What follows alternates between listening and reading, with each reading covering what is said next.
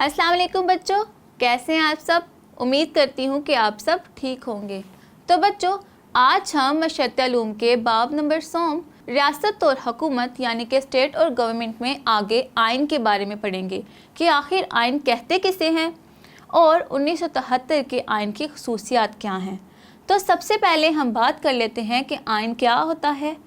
किसी भी रियासत या मुल्क का नज़्म व नस्क चलाने के लिए बुनियादी असूल व ज़वाबित का एक मजमुआ तरतीब दिया जाता है, जिसे आइन यानी कि कॉन्स्टिट्यूशन कहते हैं। और ये असूल व ज़वाबित हुकूमती इंतज़ाम चलाने में मददगार साबित होते हैं और मुल्क के तमाम कवानीन आइन की मर्ज़ी से मुरतब किए जाते हैं। बच्चों, क्या आपको पता है कि पाकिस्तान में अब तक 3 दफ़ा आइन बन चुका है। पाकिस्तान का पहला आइन 1956 यानी कि 1956 में मुल्क की आइन साज असम्बली ने वज़ा किया था और ये आइन 1956 से लेकर 1958 तक चला। उसके बाद दूसरा आइन सदर अयूब ने 1 मार्च 1962 में नाफिज किया और बिल आखिर 8 जून 1962 में ये आइन नाफिज हुआ।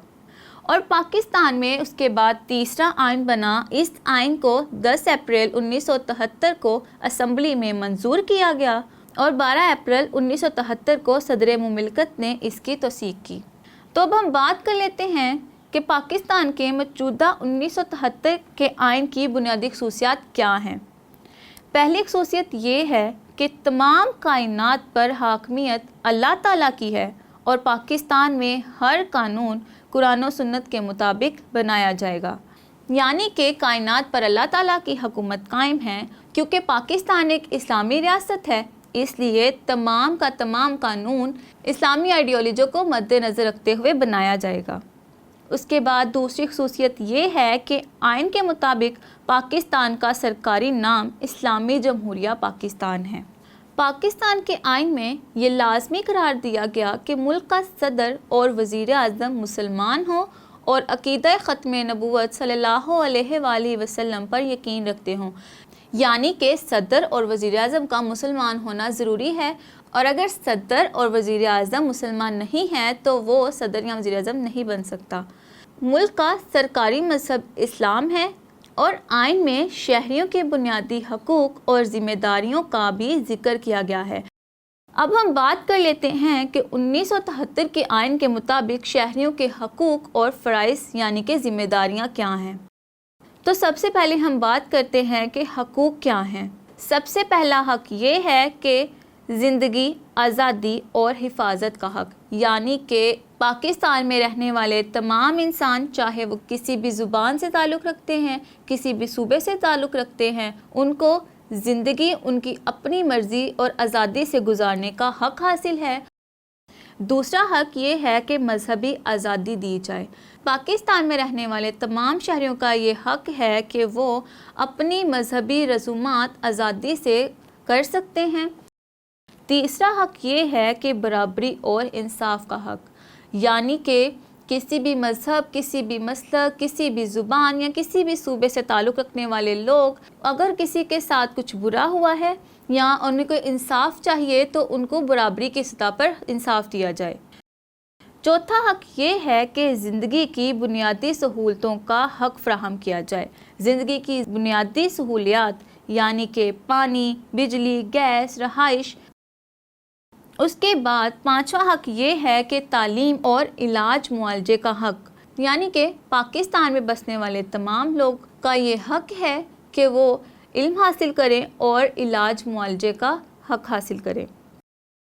उसके बाद अगला हक़ ये है कि अपनी राय देने की आज़ादी है, यानी कि पाकिस्तान में रहने वाले तमाम इंसानों का ये हक़ है कि वो अपनी राय का इजहार कर सकते हैं। और सबसे आखिरी हक़ ये है कि वोट देने का हक़। पाकिस्तान में रहने वाले तमाम शहरियों का ये हक़ है कि उनको वोट देने दिया जाए। उसके बाद हम बात कर लेते हैं कि 1973 के आइन के मुताबिक एक शहरी की क्या ज़िम्मेदारियाँ हैं। सबसे पहले ज़िम्मेदारी ये है कि वो मुल्क से वफ़ादार हो और मुहब्बे वतन हो, यानी कि पाकिस्तान में रहने वाले तमाम शहरियों का पहला फ़र्ज़ ये है कि वो अपने मुल्क से वफ़ादार हों, यानी कि वो अपने मुल्क से गद्दारी ना करें और मुहब्बे वतन हों। دوسرا فرض یہ ہے دوسروں کے حقوق کا خیال رکھنا، یعنی کہ بطور پاکستانی شہری یہ ہمارا فرض ہے کہ ہم دوسروں کے حقوق کا خیال رکھیں۔ تیسرا فرض یہ ہے کہ قوانین کی پابندی کرے اور احترام کرے، یعنی کہ پاکستان میں پاکستان کے شہریوں کی حفاظت کے لیے جو قوانین نافذ ہیں تمام شہریوں کا یہ فرض ہے کہ وہ ان کی پاسداری کریں۔ چوتھا فرض یہ ہے کہ وہ وقت پر ٹیکس ادا کریں اور ٹیکس کی چوری نہ کریں۔ پانچواں فرض یہ ہے کہ اپنے ووٹ کا صحیح استعمال کریں اور اپنے علم و ہنر کا فائدہ ملک و قوم کو پہنچائیں۔ تو بچوں، میں امید کرتی ہوں کہ آج کے سبق میں ہم نے آئین اور 1973 کے آئین کی خصوصیات کے بارے میں جو پڑھا ہے اور اس کے علاوہ شہریوں کے حقوق اور فرائض یعنی کہ ذمہ داریوں کے بارے میں پڑھا ہے، اس کی آپ کو سمجھ آ گئی ہوگی۔